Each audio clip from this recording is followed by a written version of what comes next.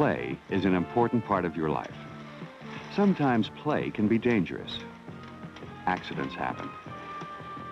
And bumps and bruises are a part of your life. There are times when first aid is necessary. Sometime in your life, you will have to give first aid. Will you know what to do? How to help? Let's start with a simple and common injury, a cut finger. First, avoid getting cut by handling knives and other sharp tools. But when you are cut, what do you do about it? Now it's time for first aid. When you get a cut, your body goes to work right away to start healing it. Blood moves to the cut and starts to clot. At the same time, dirt and germs from outside enter the bloodstream. Germs pose a threat. Your body has special cells that move to the site of the cut and surround and trap germs. Through a microscope, you can see these cells at work.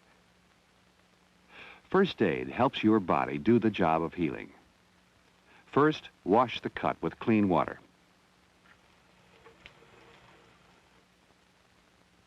Then use a clean cloth, for example, a towel or handkerchief, to dry the cut and stop the bleeding. When you are sure the cut is clean and dry, put a bandage on it. Don't put on antiseptic. And don't apply the bandage too tightly. Of course, if the cut is deep or keeps on bleeding, don't waste time. Go get help. When giving first aid, it is important to keep the injured person calm. And that means you have to be calm, too. Getting excited or panicky won't help at all. First aid means giving prompt, careful attention to someone in need. This birthday cake looks harmless. What kind of accident could happen here? Even a small candle can burn a finger. How do you take care of a burn like this? With plenty of cold water. Cold water will cool a small burn, and then you can put on a bandage to protect the injury. Don't use any ointment or spray on the burn. And remember, the first rule of first aid is for you and the injured person to keep calm. A workshop can be a dangerous place, and some of the tools in it can easily cause injuries, unless they are used properly.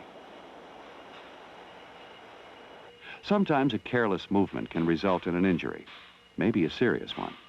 This man needs help. His friend moves fast. He finds out what the problem is and then goes for help. He doesn't panic, and the injured man stays calm. This is a bad burn, a serious injury. It requires professional help at a hospital burn unit or emergency room. The chemistry lab at school is another place where accidents can easily happen. This girl moves right away to give first aid. She places her burned hand under water, then goes to call for help.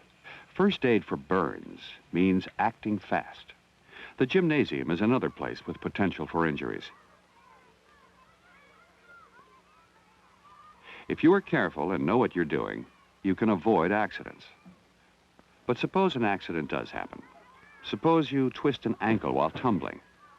Before you get up, check to see if you can move your foot and make sure nothing is broken. Be careful and take it easy. A twisted ankle or a sprain is a minor injury that probably won't cause any trouble. But there are injuries in the gymnasium that are more serious. This boy has broken an arm in a wrestling accident. What kind of first aid does he need? First of all, he needs to keep calm. A cold pack is put on his arm and a call is made for help. Emergency medical technicians, called EMTs or paramedics, are called in. EMT paramedics are people who have been professionally trained to give first aid in emergencies. They may work for fire departments, police departments, or hospitals. They know how to deal with serious injuries. And they have the proper medical equipment and supplies needed for various kinds of injuries. For example, this inflatable plastic bag is used to protect a broken arm or leg. It keeps the broken limb rigid, while at the same time cushioning it with air. EMT paramedics are also trained in the proper ways to move accident victims to avoid further injury to them. An injury such as a broken bone requires a trip to the hospital emergency room. There, expert help can take care of the injury. The broken bone can be set and bandaged, and a splint can be applied. Suppose you see these berries in the woods. Would you eat them? They are pokeweed, and they're poisonous. These are European bittersweet berries, and they're poisonous too. Better leave them alone. But what do you do if someone has eaten poisonous berries? This boy runs home and shows his mother the berries his brother has eaten. This is a poison emergency. It calls for prompt first aid. What needs to be done? Remember the first rule: keep calm. Call the Poison Control Center, if there is one in your community, or a hospital emergency room, and explain the kind of poisoning the victim has. The hospital can tell you what to do for it.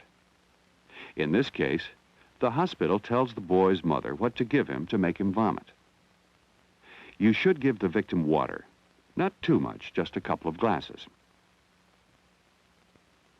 Follow the instructions you get over the phone. Hospitals and poison control centers have the latest information on what to do for all kinds of poisonous substances.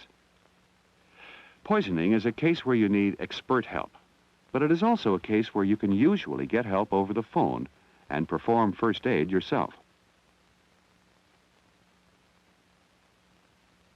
Remember, first aid means the right thing to help someone who has been hurt or gets ill.